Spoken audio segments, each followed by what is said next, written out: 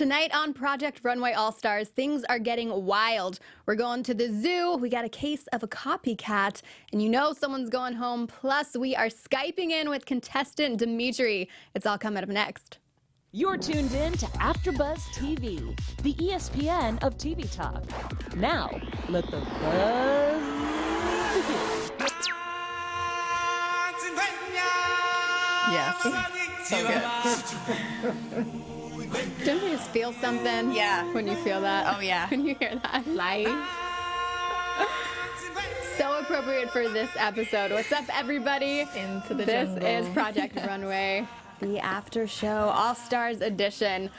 All right, I am your host, Haley J, along with my hosts of Lovely Ladies. Hey everybody, I'm Monique Loveless. And I'm Katie Thompson. And we have a very special contestant Skyping in with us. We have Dimitri on the line, everybody. Hi, everyone. Hello. Thanks so much for joining us. We're excited to talk with you soon. My pleasure. All right, guys, let's dive right into this episode. This was On the Prowl. What do we think? Loved it. Yes, this was a good one. I was missing the cheetah though, so Yeah. You know what's funny is I leopard. thought that would be an immediate grab, because in my mind they say pick an animal. I would immediately go for the lion Yeah. or the alligator. I would have loved to see. I honestly would have loved to see Dimitri get the jaguar. That's what I wanted, a big cat. I know, and I would have loved to see that because I feel like the vibe would have been different than what who got the Cynthia done. I mean, You gotta work with what you have, so. yes. Sure. What was the setup? Did you have any idea where the animals were? Or you were just kind of running around loose trying to find what you liked? So the zoo was so large, we had a map, and pretty much I got lost. I was running like this and I just got lost. Because you don't really see everything on edited TV version, but it was much more, happening in that zoo. I definitely would have been in your position getting the last pick, because I would have been completely lost if it was just up to a map. Right. That's for sure. What my question would be, what would you have done if you would have gotten the jaguar?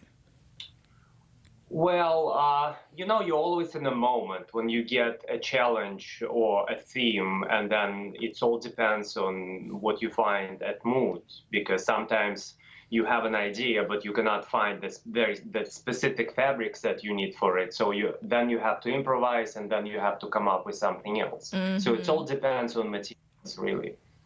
Okay. And we want to let you guys know what's coming up a little bit, of course. So the contestants, the challenge is to pick out an animal for a wild look out. Monique is finally getting her way, because we're seeing a little bit more drama between the contestants. So we wanted yes. that drama. And of course, we have to say goodbye to someone.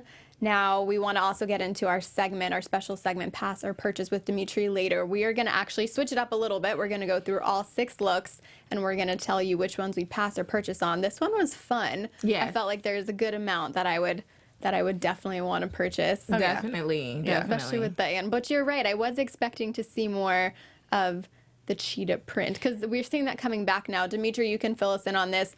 We've seen a lot more of cheetah, I feel like, in my experience in the past month. I'm seeing it everywhere. Leopard. Yeah. So what is the timeline of when you guys filmed to now? What is it? I'm sorry. What was the question about the timeline? As far as the space in between as when you filmed to when it airs. Oh, oof. We filmed summer 2017, so it's been a year and a half. Oh, wow. Wow. Because we were trying to predict as far as That's trending, if you guys are close to knowing that what's going to be hot soon, but you really kind of have no idea what's coming in fashion if it's a year ahead, but maybe We were you not do. even sure if it's going to air or not with all the mess, whatever was happening around it. So Yeah, we because that's a long time. Yeah, that's a long That time is in a long between for time. airing you guys. Yeah. Yeah, that is a long time. Will you be in New York Fashion Week? Not really. I'm working on mostly custom-made dresses and just Okay. pieces between London and New York. I spend a lot of time in London, so I'm not showing collections this year because I've been so overwhelmed with my custom-made things. Yeah. So maybe next season. Okay. What's your favorite thing to make? Like dress, pants, a suit? What's your go-to?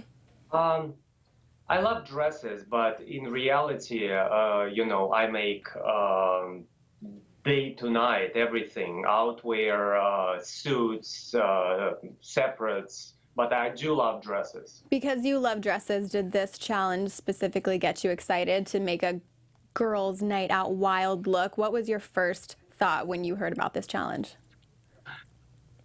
I always try to follow the trend. It's not like even I follow the trend. It's just that, I'm in trend always. So, and whatever I was making at that moment, this type of dresses, they were in fashion. And that's what considered to be high fashion. Today, it's a little bit behind, a year and a half later. Yeah. But they call them peasant dresses. They were really hot at the moment, and I was making. I was going to say that because you, in what we're seeing now and what you're making as far as this season has been peasant, but on your collections, it's usually edgier. What made you go into the more feminine direction, like the more flowy feminine direction? I feel like overall throughout this season, I've been very diverse, but yes, I evolved into something else, and that would be very sad if I wouldn't. Because as a designer, you constantly grow and you change with the time, with trends. And I've been known for these sleek cutouts, but then, how many cutouts I can make. You have to, any artist. With this challenge specifically, is it Rhea or Rhea? I've heard it pronounced different ways, but were you trying to make it more flowy to resemble that animal? I wanted volume, but I also wanted to make something that is really light and flowy because it's a bird. It doesn't really fly, but it's kind of large. Has to have that element. But to make a look that is flattering for women's body, so you kind of have to figure out how to. What was the timing like for you with this challenge? Were you right on time, or were you stressed at all to finish quickly? Because we don't really get to see all of those kind of details.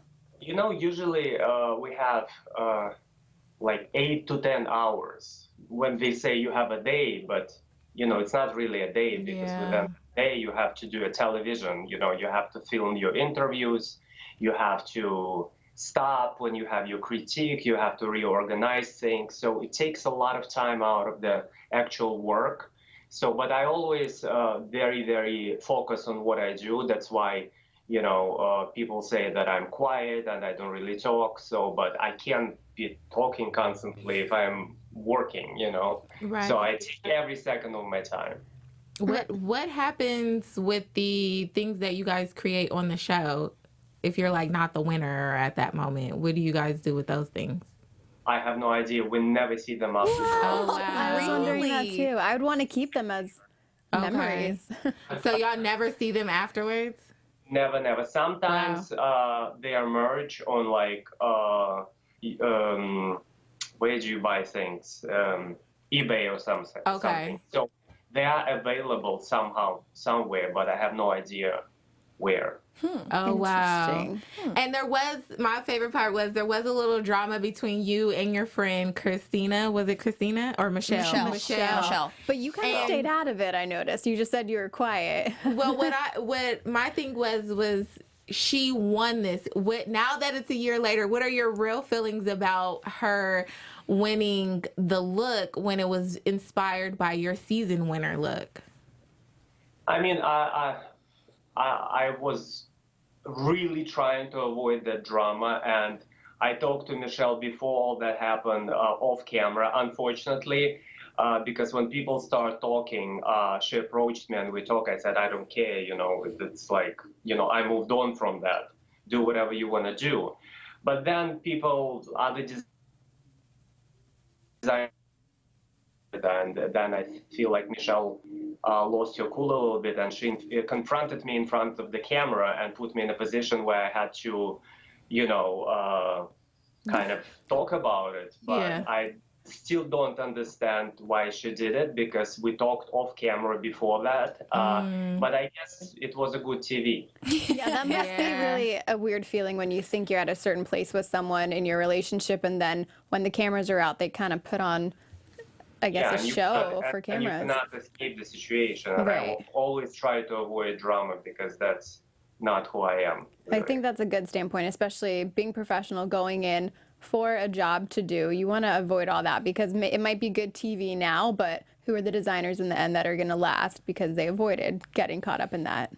Yeah, but for TV, you need some action. That is true. You want to keep Right. the. A little bit of We drama. do like the drama. What are the one-on-one interviews like? Do they ask you questions to get you to talk badly about the other contestants, or is it actually just your feelings on stuff? Sometimes it's not really they ask you to talk bad about other contestants, but producers, they take you throughout the process. Sometimes we don't even remember who said what, and then they just film your reaction. And of course, they try to get the juice out of you, but it's real feelings. Whatever people say, that's how they feel, because everyone is so frustrated and everybody is so tired out of their mind. And sometimes people just say, not pleasant things. Right. But Del, speaking of non-pleasant things, he described Django as always saying he's going to give up and he's almost the cancer of the room. So as far as when you're in the workspace and all this other energy, some positive, some negative, some are happy, some are sad, how do you block that out and focus on what you're doing? I don't even know. I think it comes with the experience. But we are so pressed for time, and you constantly, even if you take me, I might look calm, and a lot of people think maybe it comes easy to me, but inside, I'm dying and I'm nervous, and because you feel constantly that you're going to be out, so you have to finish the task, and this way you kind of like have to block everything what's happening around you.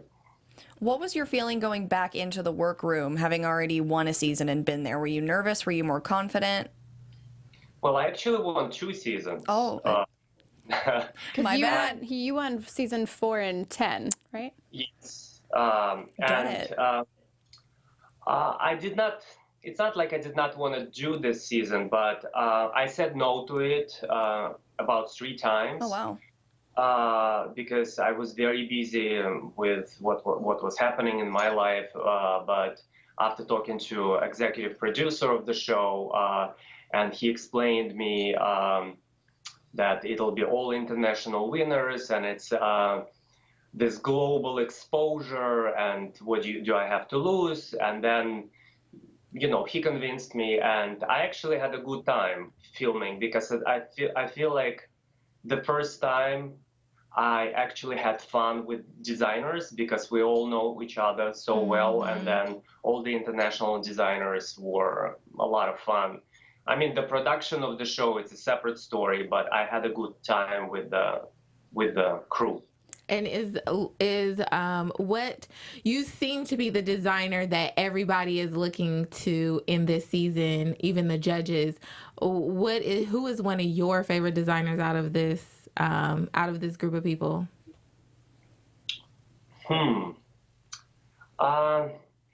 all have their pluses and minuses. I think if you take Django, I think he's so misunderstood.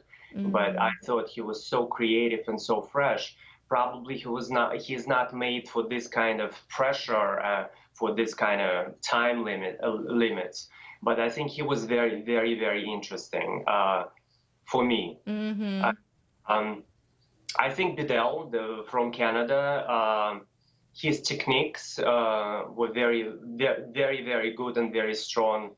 But when you think overall, it's hard to, because I never have anybody or anything favorite. I always find something great in everything, but overall, everyone is great. But Right. Great perspective, guys.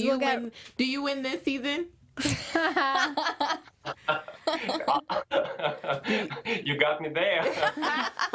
Guys, we'll get right back to Dimitri. We do have a special announcement really quick from Miss Monique. Hey guys! Before we move on to our next topic, we just wanted to say thank you for making us the ESPN of TV Talk. For us to continue to grow, we could use your help. If you're on YouTube right now, hit that thumbs up button and subscribe. And if you're on iTunes, please give us a 5-star rating. But no matter where you are, leave us a comment so you can get involved in the conversation.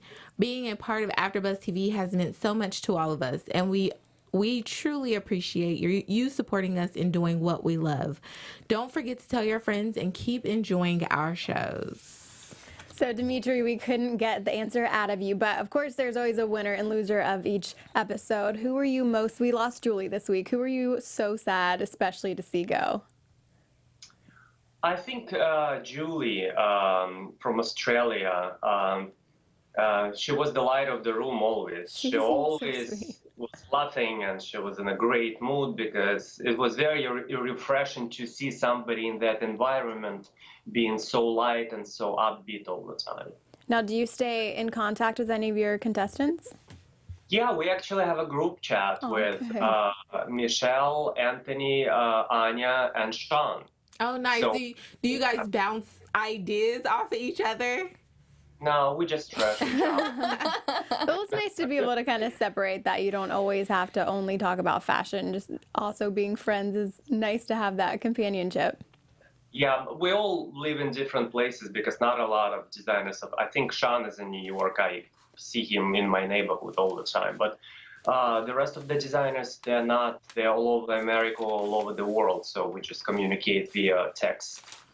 What is the food situation? I've always wondered, like, is it catered? Do they give you food? Do you have to pay for it? What's the sitch? It's catering. Is it good? This season, the food was not great. Oh, no. Compared to other seasons. Okay. We're just spoiled this way, you know? See, that right there could throw me off my game. If I'm like, I didn't like lunch at all. How can I focus?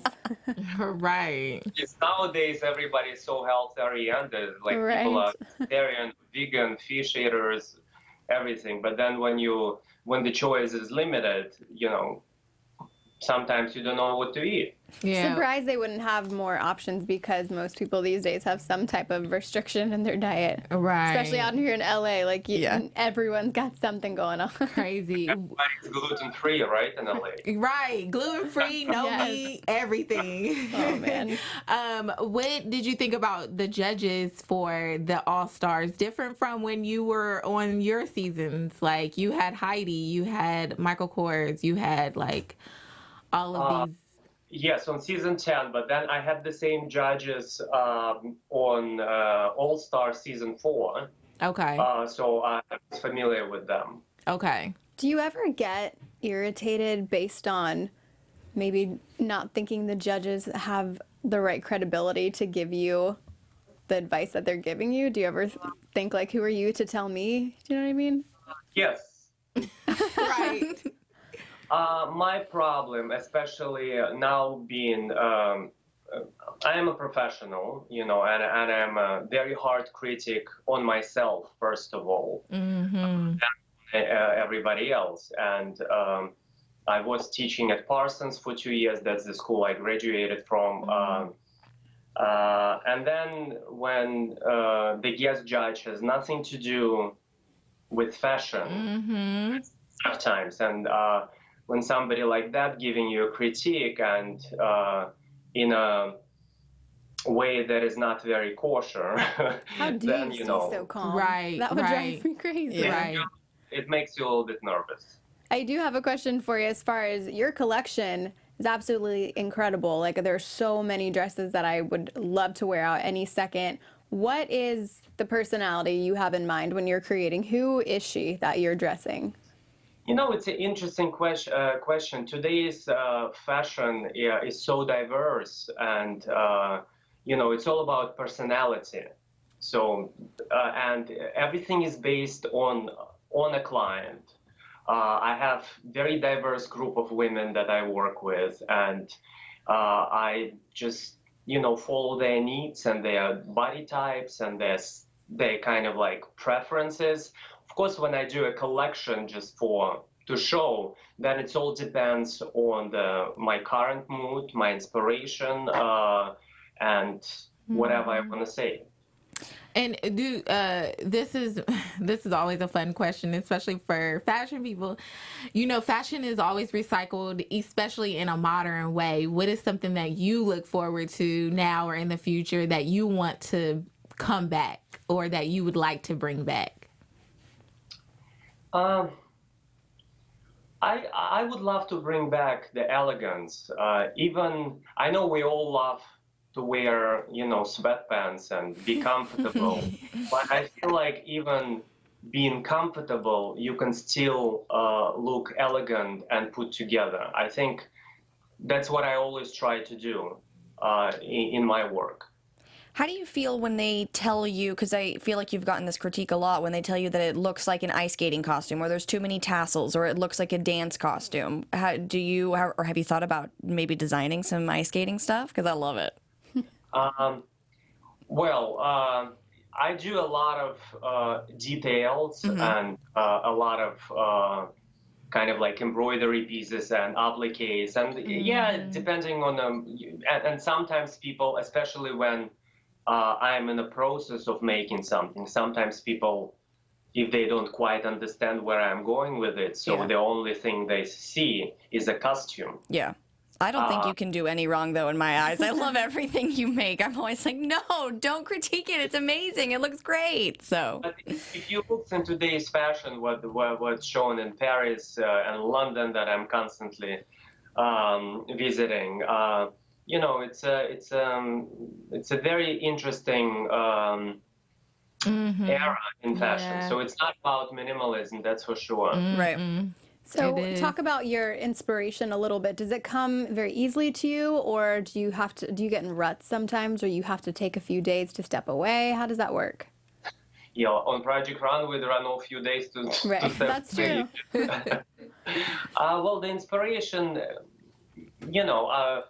for every collection or a group or capsule collection that I do, so I have to go through such a moody and maybe a little bit of an unhappy times, because you find inspiration and then you try to find that look, and it's always a struggle. It's always a struggle until you find that first kind of a look, and then from that first look, everything else comes up.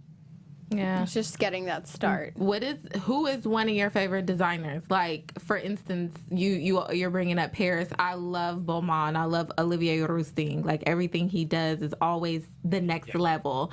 Who is one of your favorite designers?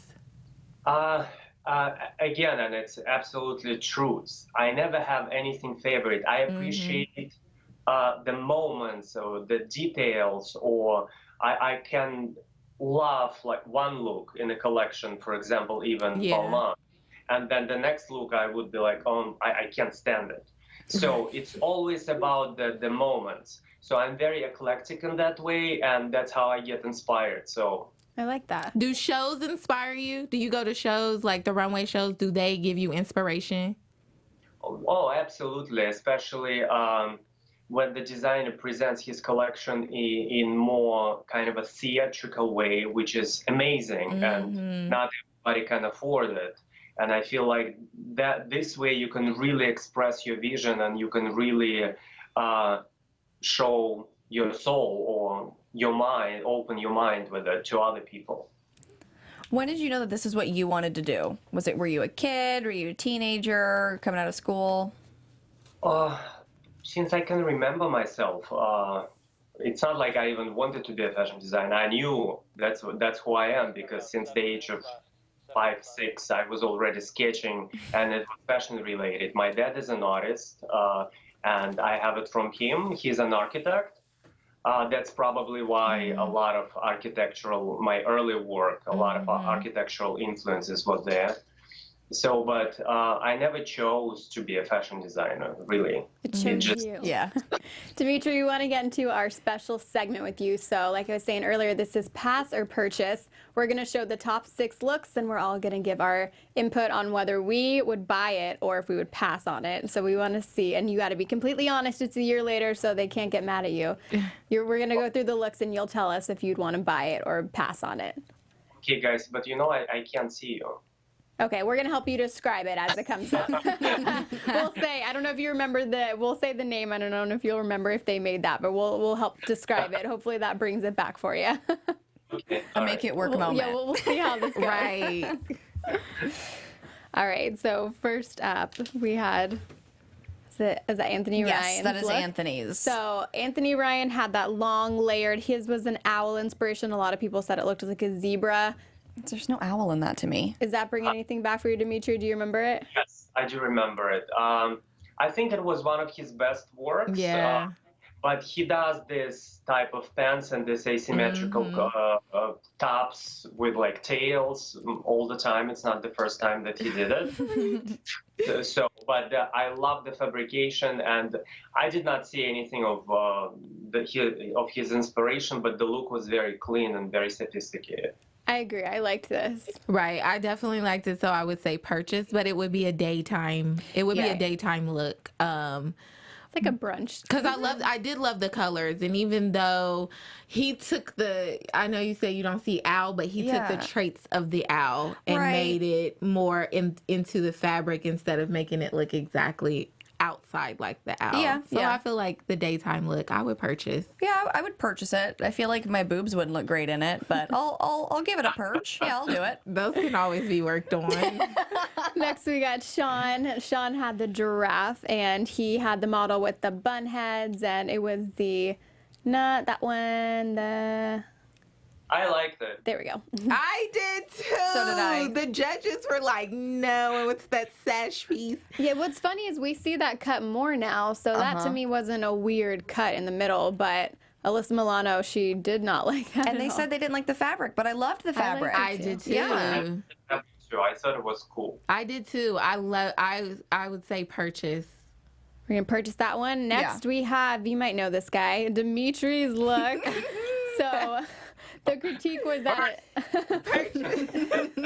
we definitely, I'll be honest, I don't know if I would wear this out in like a club situation, but as far as just wearing it in general, I do like it. And it's very different than what you've done, which in my opinion shows more creativity. I know they were giving you a little heat for it, but I love the neckline. Yeah. I wish you got to keep it. Right. I did actually really love the transparency in this dress. I love the fabric that you used. But I do feel like it was more of a day look. Like, I don't know if I would wear it to, on a wild night out, but I would definitely wear it to brunch with some wedges and some big hoop earrings. So. It'd be great for like a cool beach party. Yes, For Yeah. sure. And we can yes. find those out here in LA.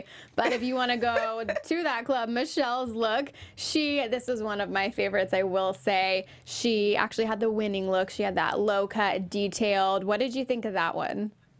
I personally loved what she did. I loved the fabrication, and I think it looked great.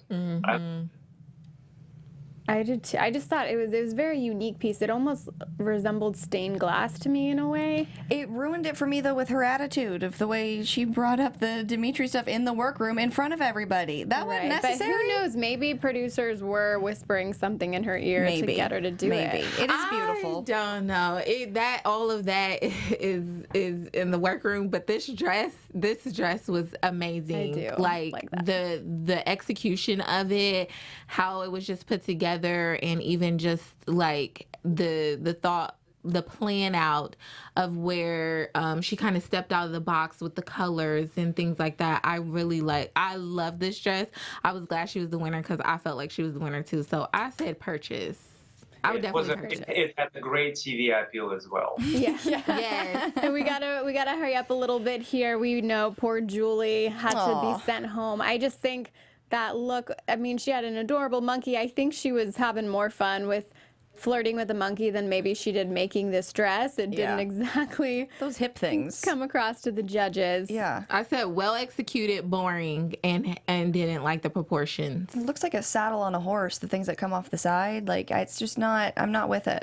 I'm not I don't there know if for I it. hate the size, If but she the had middle. an agier girl for it, Maybe. it looked much better. She just had. Do you get to pick your models? No, we were like every challenge we had a new model. I see. So, okay. so you don't get a lineup of I want my model to have this kind of look specifically?